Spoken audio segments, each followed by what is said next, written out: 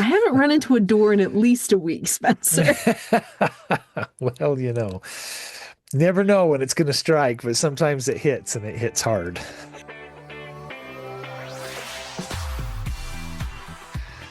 Welcome, Psych fans, to another episode of our wonderful podcast that we enjoy so very much. For all you exemplary humans out there, we are excited to have you on board today. We have a lot of fun things to talk about. Once again, my name is Spence Kohler, and my co-host. I don't know. Does that mean we're different? If you're a co-host, we're both co-hosts, right? We're co-hosting. Yes, yes. There we go. We're co-hosting this thing, but my co-host.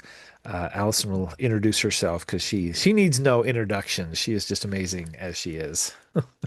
Well, thank you kindly, Spence. So I am Allison Fabricius coming to you out of the closet that I record in, and I am so excited for our topic today and for our discussion.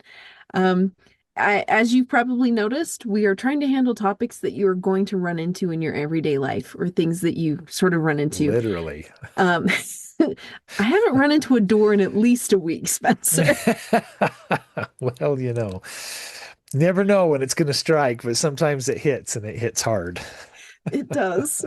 Actually, it's not the door I've been running into. It's when I'm on Zoom calls in an office space and there is a painting on the wall behind me.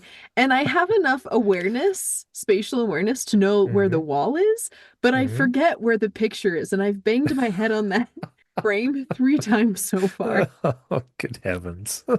It's bad. So I might also be coming to you slightly concussed, but I'm hoping not because we have a fantastic topic for discussion today, Spencer. Oh, late on me. What are we going to talk about? So today we are going to talk about what our brain does when we face the unknown. Oh, nice. I like that. If Sounds like me on a daily basis. Yep. Well, and actually that's how we started because you have just started a new job and Uh-huh. Yep. things have been a bit hectic. So I'm going to actually turn the time over to you and say and ask kind of what's been going through your head as you've started this new job and you're facing new stuff. What's been going through your Oh, head? yeah.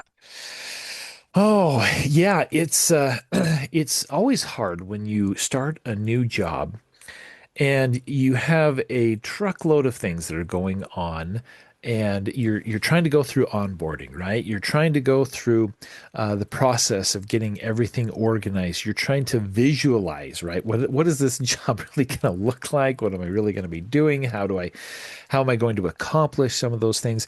And it doesn't necessarily mean, I think this is important to point out, but it doesn't necessarily mean that you don't know what you're doing and you're not qualified for the job because you got hired for the job and I got hired for this job. But I have been, struggling to be able to see what everything looks like because there's the logistics, right? Those logistical things that we need to know, policies, procedures, the ins and outs of the do's and the don'ts, things you're supposed to do and things you're not supposed to do. And there are every organization has them. They have their own rules, they have their own regulations, they have their own policies, procedures. And the thing to me is to learn those as fast as possible. And one of the reasons for that is because there's a tad bit of a trauma response there for me because there have been several times in my life where I have lost a job. And sometimes if they can't pull out any, major excuse, they're just like, oh, you weren't a good fit or anything like that. Just so I'm clear, I've never lost a job due to something I have done. It's been to some type of Negligence legit, on your yeah, part? no negligence on my part, but it's been because of logistical things that were just totally out of my control in most cases. And so I really have a trauma response about it. I remember the first time I lost my job. This was decades ago. I did my due diligence. I went into my boss and I said, "Hey, just so you know, I'm looking for a job that has benefits. My wife was pregnant. We were just ready to have our first child, and I said, I love the job, love what I do, love working with you. I'm dedicated 100% to the company, but I do need to find something with benefits because I was full time and not benefited." Mm. And she looked at me. She said, "Okay, yeah, all right, I get that." And then within about 3 or 4 days, which was my birthday, she sat me down and she said, "We're gonna head a different direction. You're excused." I was like, "Oh man." And that was like, okay, I'm here. I'm supposed to, bring this new child into the world in a circumstance or situation where dad was unemployed. I was like, oh, Mhm. doomsday. Anyway, so that because of that and many other responses and things like that, there's a bit of trauma there. So I try really hard to piece together a lot of the different things that come along with a new job. And I think for our listeners too, there's so many different circumstances or situations that we find ourselves in, and they're not necessarily provoked by us. It is something that's existential that happens, and you can't necessarily do anything about it. But I think on the whole, we really try to prepare for what we can do. So there's all kinds of things that have been scattered in my brain. Like, okay, what does this look like? How about, what is the curriculum that I'm supposed to be teaching? Where's the logistics? Also, at the same time, when you're starting a new job, you're also trying to understand the communication patterns of those you work with, and that can be totally something different and crazy. So I don't know if I hit on what you wanted to jump into, but run with it. Tell me a little bit more about how because I'm interested to even find out, like, how does this work together? Um, you did hit on all the things because really what I'm getting to is when we start a new thing, whether it's something that we're choosing for ourselves or something that's been thrust upon us, our brain does not like blank space at all. Our brain wants patterns. Our brain wants familiarity. Our brains want to know the routine. And so when we're starting something new, we don't have that. Our brains don't have this is what happens next. Now, if you listened to our neurodivergence episode, we're on a spectrum of neurodivergence. As we mentioned, I don't know that anybody is 100% neurotypical, so we Yeah, all we all got stuff. Um, yeah. and part of that is that sometimes our brain really wants spontaneity, and sometimes our brain really wants structure. And for me, my brain wants both. So what do? I give it structured spontaneity. And that means every morning I get up, every morning I read scriptures, every Uh-huh. morning I brush teeth, every morning I do makeup if I'm going to work. Um, I go and I make breakfast, I pack my bag, and I go to work. And like I know like, and I have that down. That I just know that that's what's going to happen. And Hmm. transitions are still hard, but it's easier because I know exactly what I'm going to do. And so whenever my brain says what next, I always have an answer in those kind of routined moments of my life. And our brain just functions really well with routine. So when we're doing something new, we don't have a routine to fall back on. As you mentioned, Spencer, we don't know what the communication is going to be like. We don't know who the Hmm. players are, what their likes and dislikes are, and grudges that they might have that we don't know about, or preferences that we don't know about. Or in your case, there's multiple job locations and you have no clue what each job location requires. You have no Hmm. clue what is acceptable and not acceptable until you get in that space. And so I liked how you said your brain's just going because it is. Hmm. If your brain doesn't have a known fact to supply itself with, it's going to make up whatever facts it can because it would rather deal with something, generally the worst case scenario. Yeah, that's true. We would rather plan for the worst than assume the best. So, and I actually want to take us off in that direction at some point tonight Hmm. because I think there's a lot of power in understanding that just because our brain does that doesn't mean there's anything wrong with us, A, and B, we're genetically predisposed and engineered to do that. Hmm. Because in a world when we have even less control than we pretend to have now, it was survival. You plan for the alligator in the water, you plan for the lion off in the grass, you plan for your crops failing. The idea Yeah. was the more that you planned for worst case scenario, the more likely you were to survive. So our Hmm. brains just do that. We could, we won't tonight, but if you're interested, let us know if you're interested. We could also go into vibrations and frequency of Oh energy in our yeah. body and our thoughts and how planning for the worst all the time isn't the healthiest from a variety of perspectives. Hmm. But I just want to acknowledge it makes sense our brain does that. We are generations wise genetically predisposed to plan for the worst. But Yeah. when we plan for the worst, we start looking for the worst. And you're Hmm. looking for that tick in your new boss's eye. You're looking for that twitch, or you're wondering what that thumb tap means. And if you're anything like me with the trauma responses I have and the rejection sensitivity dysphoria that I have, that Hmm. thumb tapping means that he's annoyed or he's impatient and I'm taking Yeah. up his time and he doesn't want me to be there anymore. So I talk faster and I get nervous and I make myself scarce. When in fact, he's nervous, maybe about a phone call that he needs to make. And and so he's trying to be present with me and he's a little nervous. Those Hmm. are two very different things. But if I'm only stuck in my head about one option, I'm missing something. My therapist this last week said never assume malicious intent when Hmm. human stupidity is probably the answer. Or lack of awareness because and I think lack of awareness is more accurate because we're humans, we don't know everything, we don't see everything, and Right. you can't know what someone doesn't talk to you about. And Hmm. so instead of assuming malicious intent, there's a lot of power in just going, maybe they don't know, or maybe something weird is happening. So I want to just extrapolate a little bit of what you shared to talk about our brain supplies stuff. Hmm. Um, and also our nervous system supplies a lot of stuff. And so Yeah. if you're starting new things, unlike me, maybe don't start all the new things at once. Right.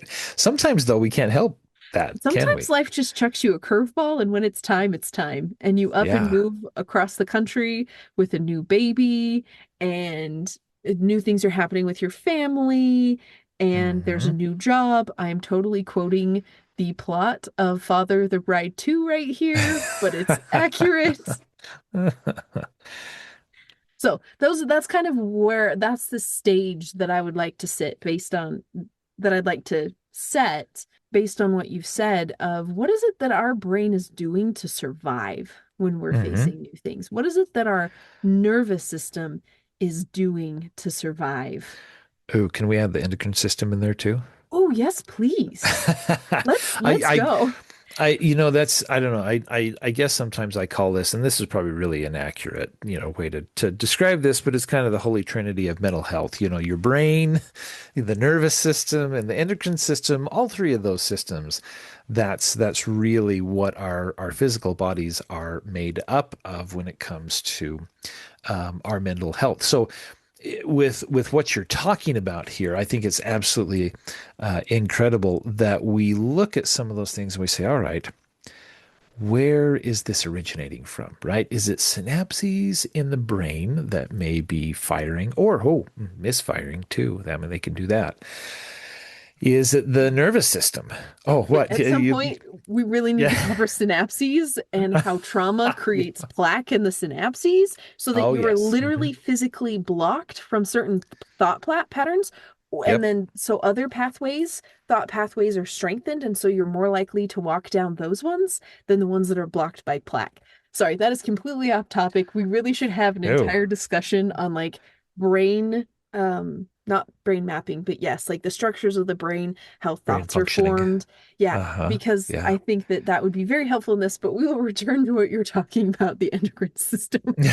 You're good. No.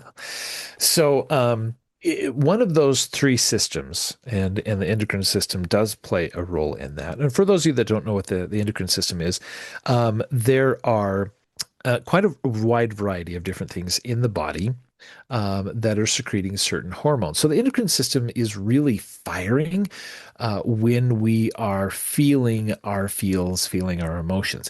It can also, excuse me, be firing when we're talking about um, fight, flight, freeze, or fawn response. It can also be firing to when we exercise, right? There's endorphins and different things. There's other things that the body secretes, and it's those hormones that get secreted in the body that can have an effect on these. And this is where some of this comes from. And I don't want to detract from where we're ultimately going because yeah, as most of you have listened so far, you can tell that Allison and I can go off in several different directions.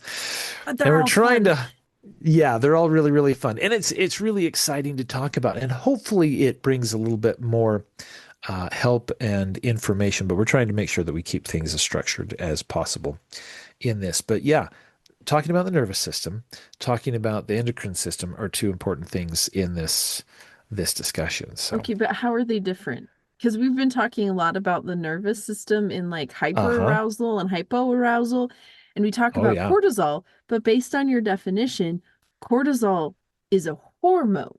Right. So how do the endocrine system and nervous system play? Oh, it's good question. So essentially, the nervous system is more of an information superhighway throughout the body. It is the way we get communication to and fro throughout our body, from our brain to the rest of our body. So a simple example would be if we stub our toe, and I didn't say smack our head in a picture frame, I just want you to know that.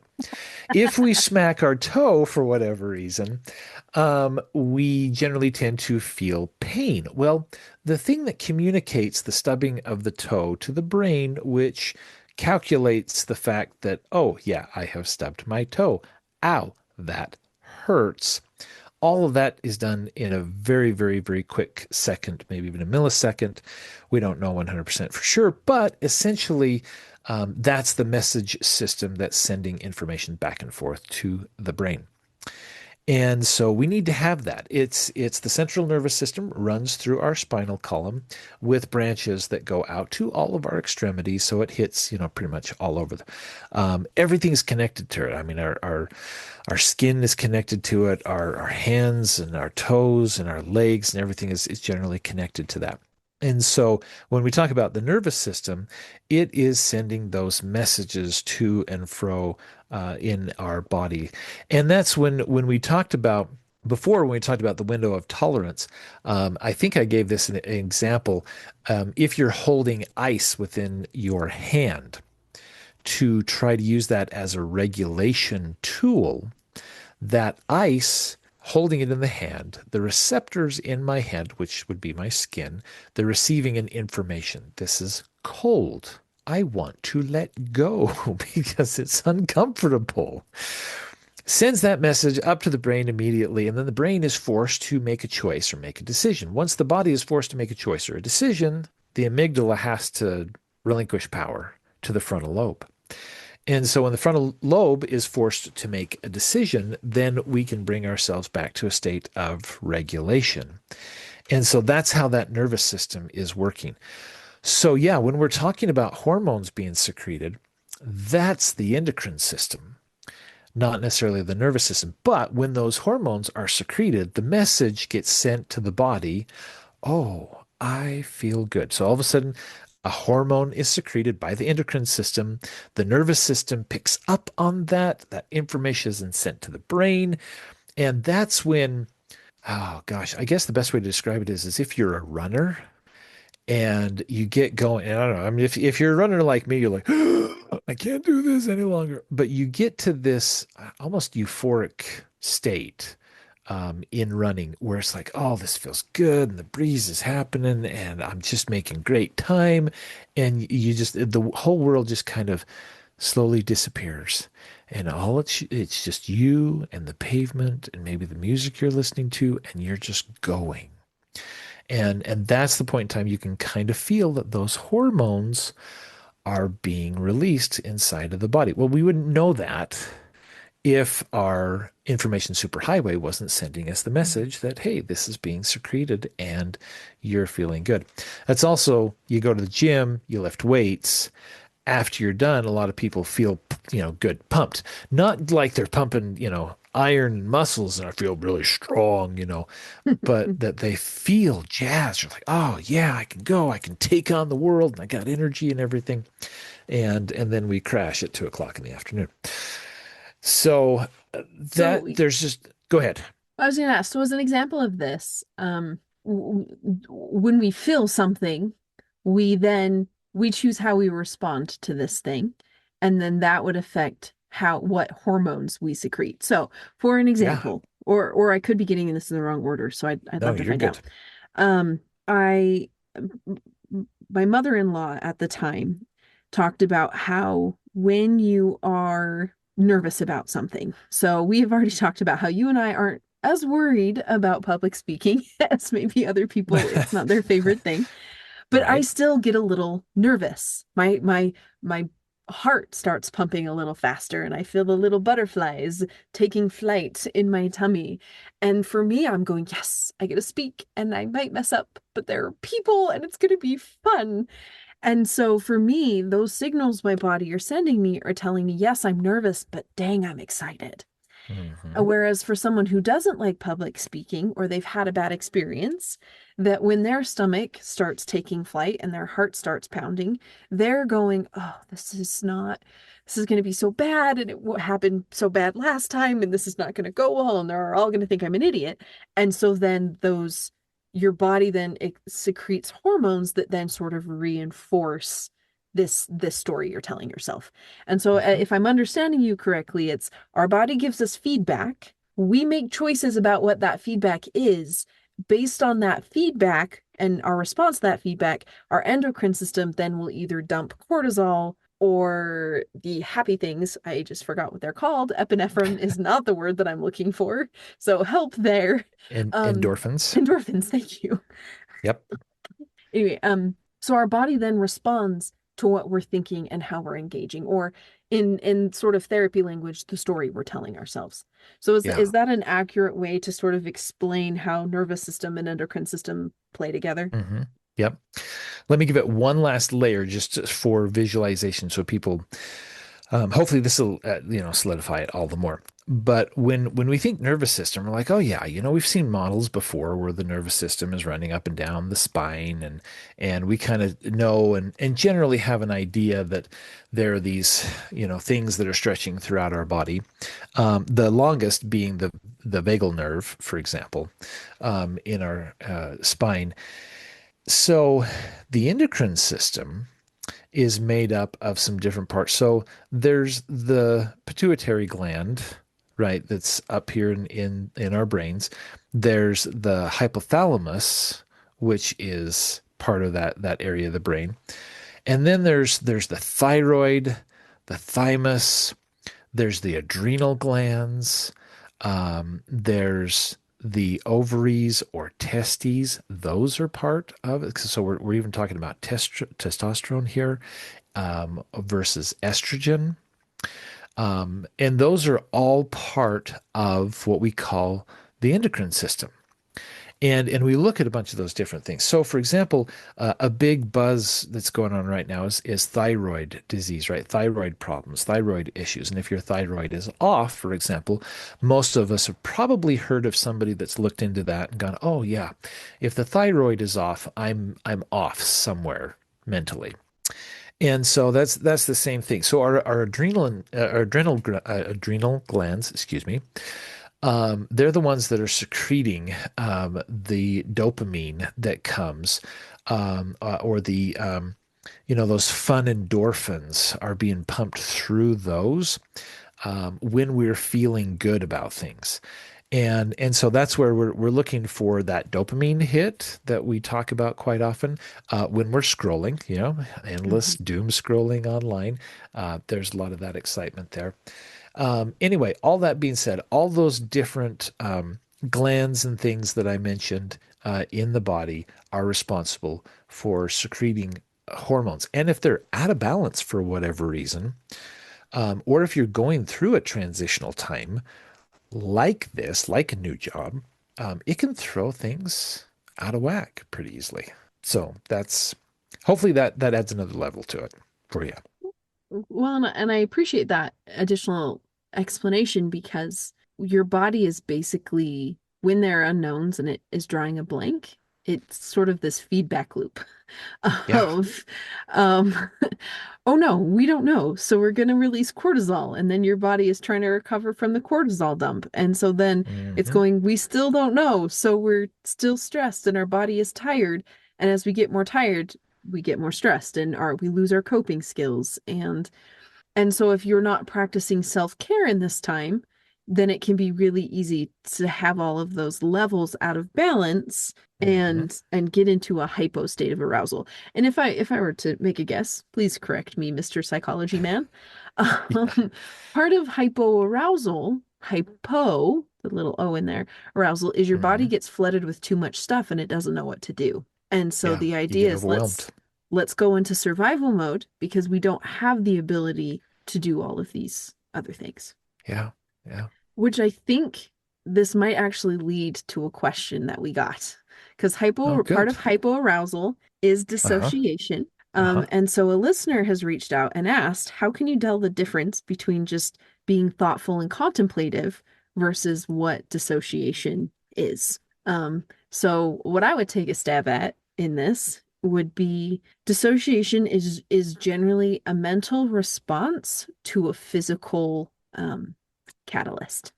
So if we're actually making that easier to understand, dissociation is you're in a state of overwhelm, you're in a state of panic, Mhm. you're in a state of trauma response, and your brain is trying to give you space to escape. It's trying to Hmm. give you a way to get away from whatever is scaring you. In some cases, dissociation can also be hijacked. Now, when I say that, we've mentioned parts in an earlier episode, and it Hmm. would probably be great to also explain this at this point. You mentioned that how you approach a new job is very much a trauma response because you've Hmm. had things that didn't go well in the past, and so you're trying to prepare things in your present to be ready for that. Hmm. So the idea of parts work, also, please correct me if I go too far afield, Spencer, because you are the expert. I'm just oh, this is the thing that's happened in my life. As different things happen as we grow up, we Hmm. sort of we acquire experiences and memories that inform a lot of how we live our life from that point on. Hmm. In Yeah. IFS, which is interfamily systems, Uh-huh. yes. Yep. So, Internal. internal, there we Yep. go, internal family systems, Internal family systems. those parts of you get stuck at a certain age when that experience Yep. happened, and they Hmm. then approach the world from that lens. Hmm. And so when we become dissociative or stressed or overwhelmed, those parts kind of step forward and go, "Oh, I remember what this feels like. I can help." But the Hmm. problem is, if they're 4 years old and they're stuck in that time when they were 4 years old, they do not have the faculties or the experience to be patient and to interact in a mature way and the skill sets that you've acquired over a number of years.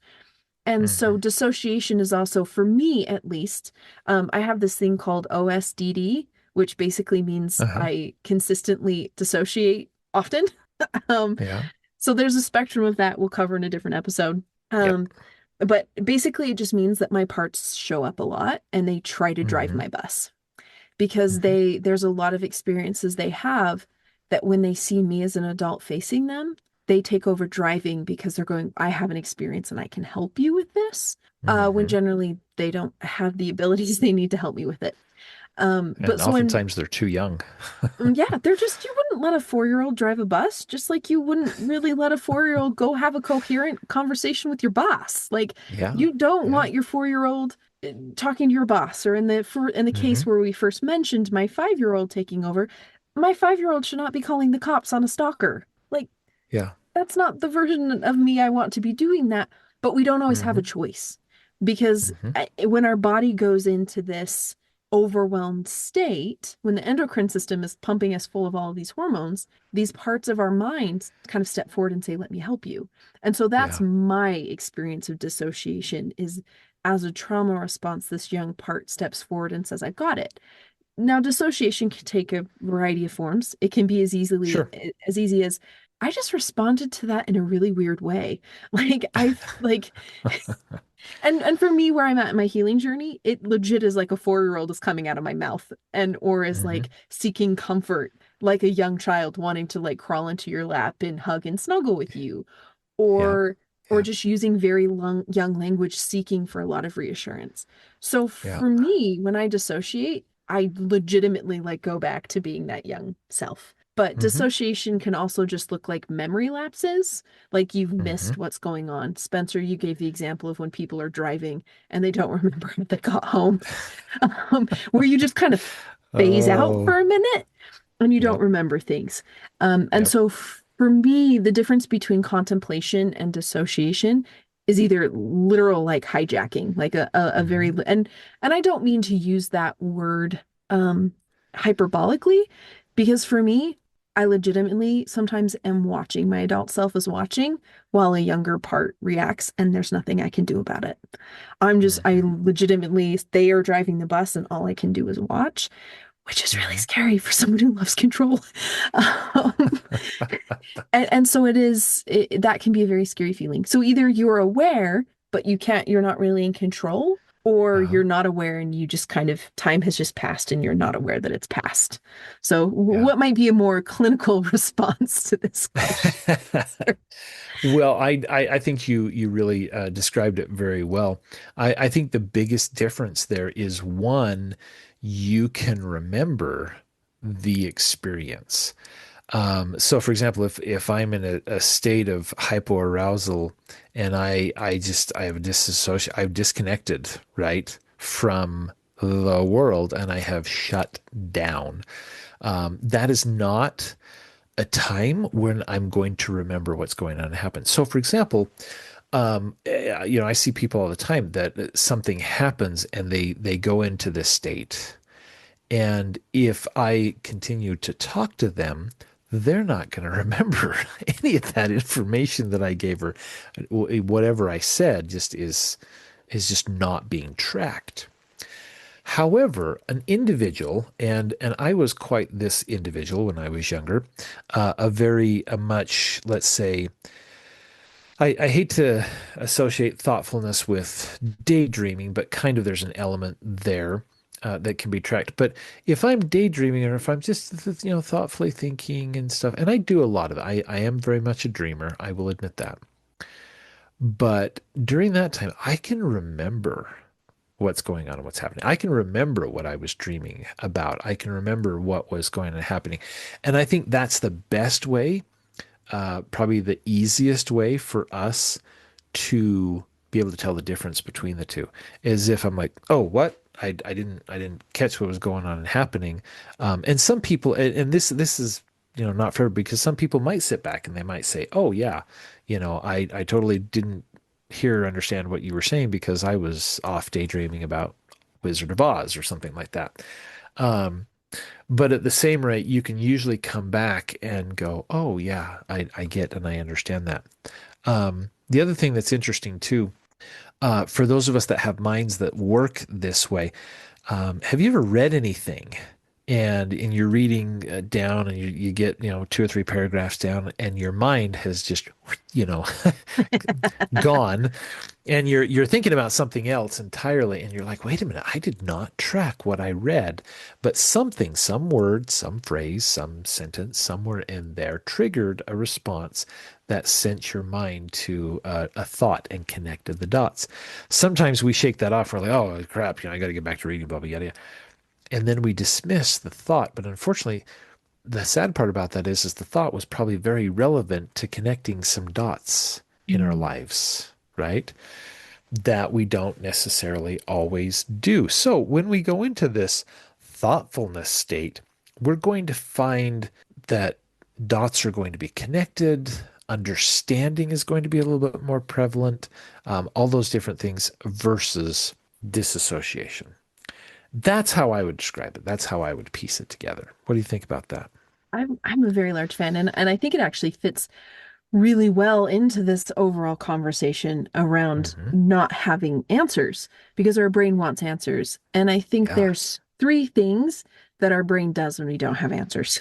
Um, One, we start grasping for answers and we start coming up with stories and we start coming up with ideas.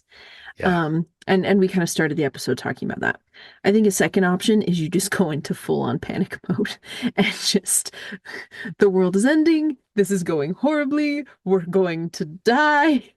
And those are kind of two different, because the first one is just how much information can I get my hands on? How much can I learn? How quickly? And so we're trying to fill in sort of those blank spaces that we have, those gaps. Yeah. The second one is just anxiety. I'm just going to be honest, that's anxiety and probably leads to some degrees of dissociation because Yeah. your brain is going much faster than it can supply information. And that's where I think the spiral happens is just Hmm. I don't know. And our brain gets so stuck on I don't know that that's where I'm going to flee to the Wizard of Oz or I'm going to flee to Hogwarts because it doesn't matter that there's a basilisk roaming the halls. It's got to be safer than what I don't know. Right? I'm joking a little bit because I have some friends who are ginormous Harry Potter fans Oh, and yeah. that's where they go. So when I kind Yep. of come knocking, I'm like, "So where'd you go?" It's like, "Well, the Yule Ball was really nice." Yeah. And then Uh, the third option is I think being thoughtful. And I mhm. think being thoughtful is such a beautiful self-care option for us when Yeah. we're facing things we don't know. Now, Yeah. they're all different. Being thoughtful is actually slowing down.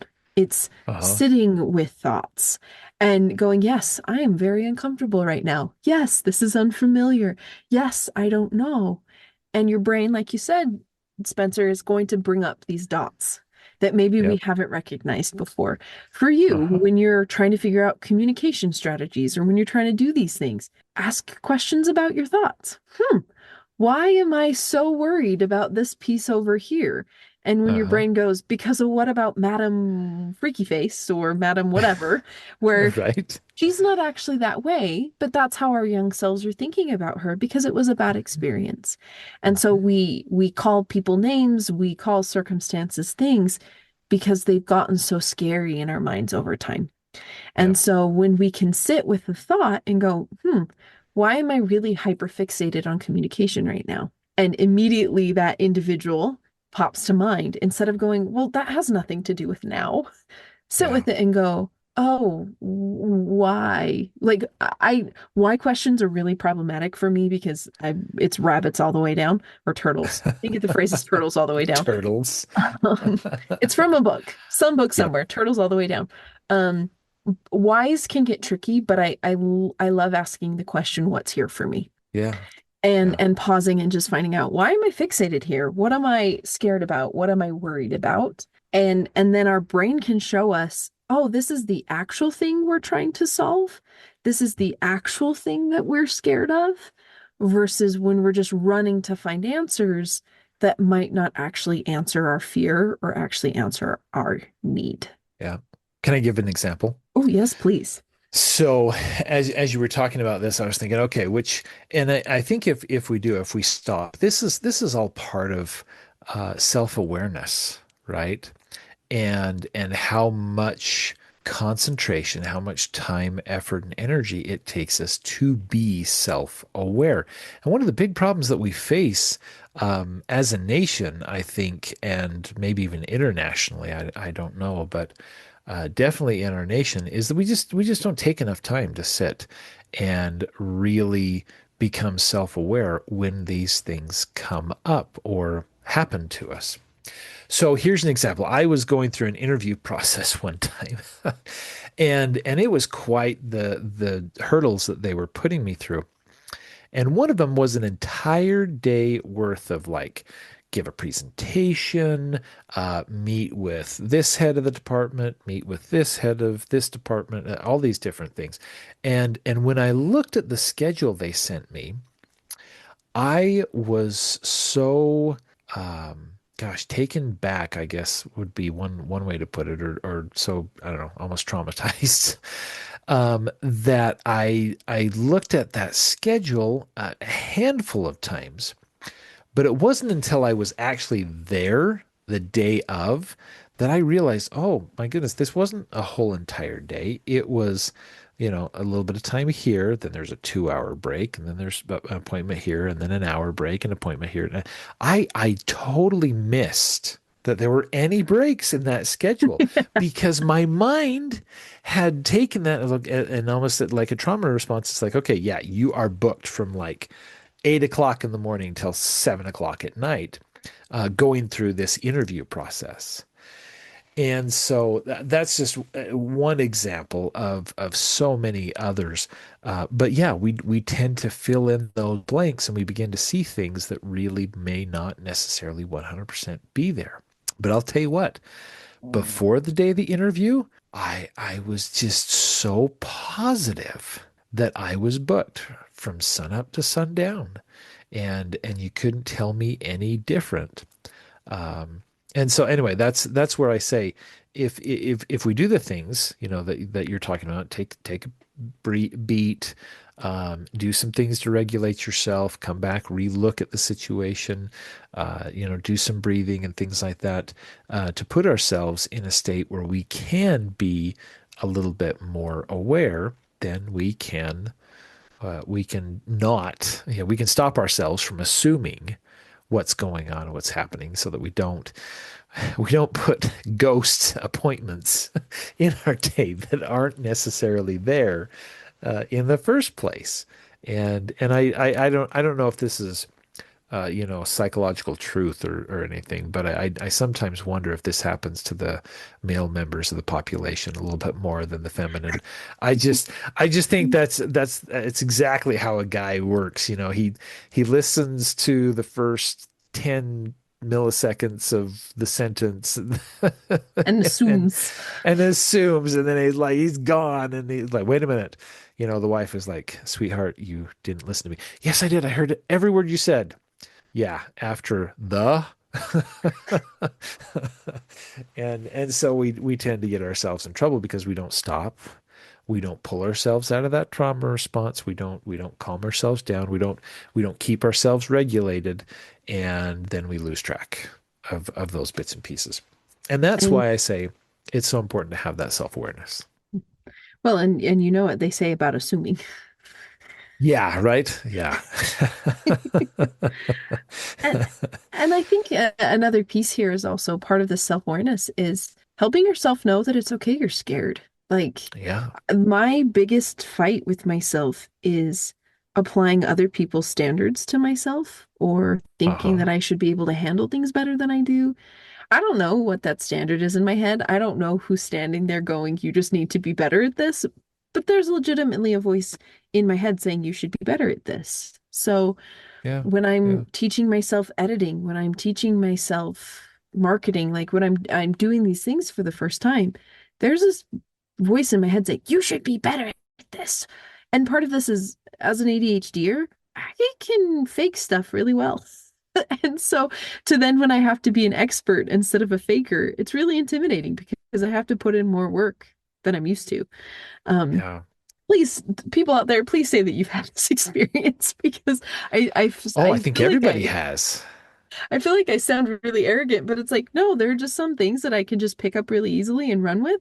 And so it's hard when I can't. And so that voice in my head is like, you should be better.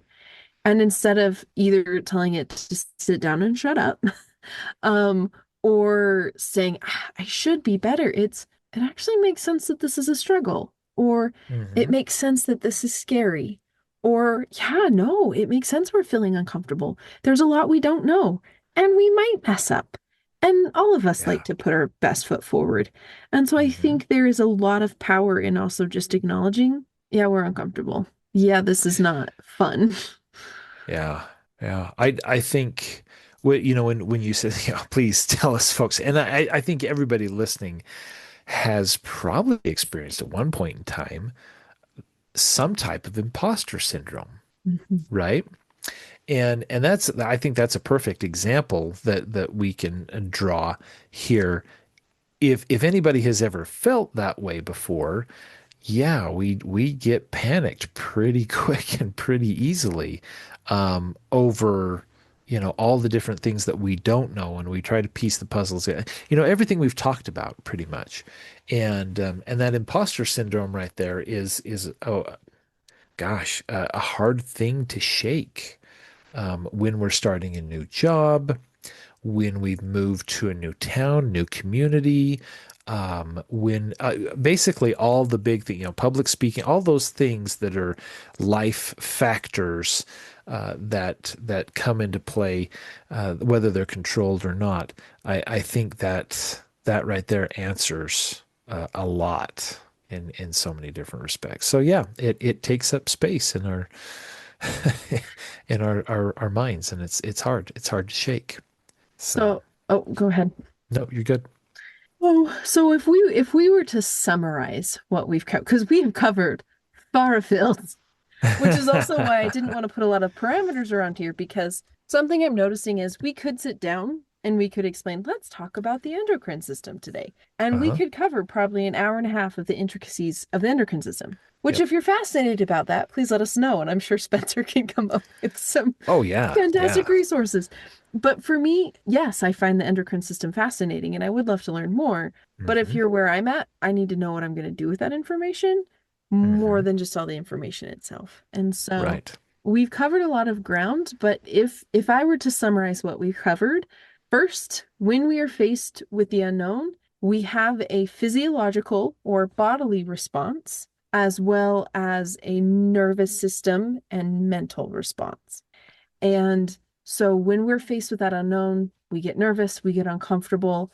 And when we start feeling uncomfortable, our nervous system talks to our endocrine system and says, we must prepare to survive. And so our endocrine system dumps those hormones that we are going to need to survive this unknown threat, what we view as a threat. And then as our body is responding, then our brain starts telling stories about why we're scared or why we're nervous or why stuff is happening. And that is a survival response that we have come up with over centuries in order to survive. And so then we talked about, well, what do we do about it? Or kind of what's going on in our head in all of this.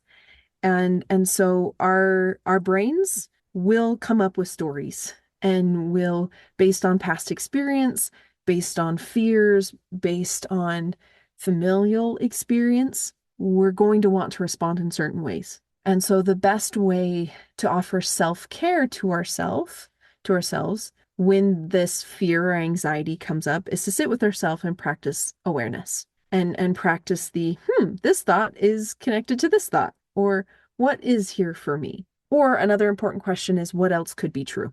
That's a place where I try to live, is what else could be true? Instead of what I'm terrified of, what if good things happened? What if more opportunities present themselves? Our brain wants to come to the worst case scenario so that we don't have hope and lose hope. Hmm. But that's kind of a lie because we as humans need hope to live. And Yeah. so we can face disappointment, but not having any hope takes a really big toll physiologically on our body. So that probably is also a topic for another day, but it seemed to fit here. Yeah. Um, No. so awareness and thoughtfulness can help us and understanding what our brain's doing, whether we are panicking, trying to get all of our information as a trauma response, sort of a flight response, or if we're spiraling and we're heading towards hyper or hypo arousal because we don't Hmm. have any information and our brain just kind of glitches out because it doesn't know what else to do, or we can engage in thoughtfulness and awareness and ask more questions.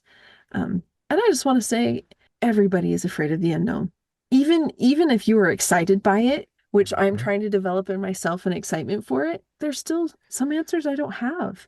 And my brain kind of, well, my heart goes and I go, oh no. And then sometimes I spiral if I'm not aware. Yeah. And so if you're feeling that way, that's normal. Like, welcome to planet Earth. Welcome to mortality. Welcome to the human experience. We want answers.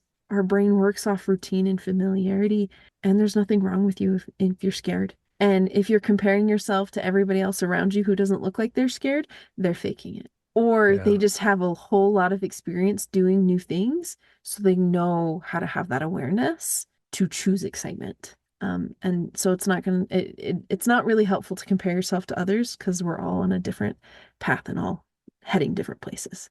So is there anything you have to add on that too long didn't listen section? Or I just got really lost because you all went far afield. No, I think it was beautiful. Very, very well done synopsis in that. And I think I guess we're proof of getting too far afield in so many different areas because that's kind of how our brains, work anymore. But yeah, I think you did an excellent job. I think we ought to send it home. Are you ready to call it a I done deal? am, but you need to finish it the way that only you can, Spencer, because Oh I boy. I love I love your minute. Your minute Well, of you matter. So let's go. we appreciate everybody and your time that you take to listen, and hopefully you found something really helpful, something that you can apply to your circumstance and your situation, to make things just a tad bit better in your life. And we want to make sure that you know how much you are appreciated. And right now, we're talking just to you. Yes, you that are listening, you that are taking a minute or two or three or five or 10 or 15, 20 minutes out of your day just to listen to what we are talking about. You matter. You matter so much. And we are so glad that you're here. We're so glad that you're listening. And we're so glad that you gave us some of your precious time. One of the things that I teach quite often, and many of us have heard it, is that, how do we spell, love to kids? It's Time. And you today gave us some of your time. And that means the world to me because you are special. You're unique. You are loved just the way you are. And I know that it's hard sometimes. I know it doesn't feel, very good sometimes, but you are really, really, truly cared about. And we appreciate you being here, and we definitely want to have you back again as you listen to the ramblings of both Allison and Spencer. So, thanks you guys for being here. Thanks for listening to another podcast, and we look forward to hearing some of the questions that you guys have for us. We're always excited to answer questions and continue our discussion as exemplary humans. So thanks for being here, everybody. Appreciate it. Thanks for joining us, and we will be back next week with insights, new thoughts. I think those are the same things. But also, the more that you ask us questions, the more that we can meet your needs. And that's really what we want to do. We want to help you on your journey, being an exemplary human and facing what life has to throw at you. So thank you for joining us, and we look forward to next time.